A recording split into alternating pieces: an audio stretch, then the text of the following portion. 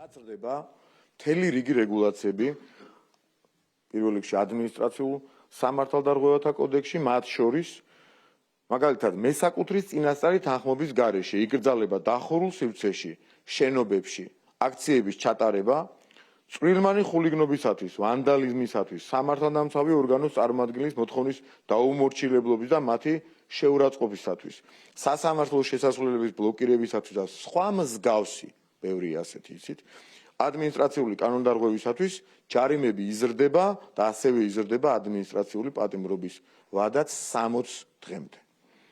ადმინისტრაციულ სამართალდარღვევად განისაზღვრება სახელმწიფო პოლიტიკური თანამდებობის პირის საჯარო მოსამსახურის სიტყვიერი შეურაცხყოფა მის საქმიანობასთან დაკავშირებით, რისთვისაც ასევე მკაცრი სანქციები განისაზღვრება.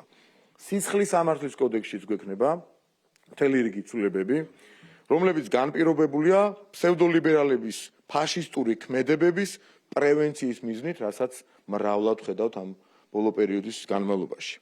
კერძოდ, ძალადობრივი ქმედებებისკენ საჯაროდ მოწოდება. აქამდე იზრდებოდა მხოლოდ ჯარიმით და საზოგადოებისათვის სასარგებლო შრომით, არსებული იცვლებით ამ ქმედებისათვის განისაზღვრება პატიმრობა, ეს არის უკვე სასჯელზე და არა სახთელზე საუბარი, პატიმრობა 3 წლამდე ვადით. იზრდება სისხლის სამართლებრივი პატიმრობის ვადა პოლიციელების მიმართ წინააღმდეგობის, მუქარის და ძალადობისათვის და ეს გადავა მძიმე დანაშაულთა კატეგორიაში 5 წლიდან 6 წლამდე ამ კონკრეტულ შემთხვევაში.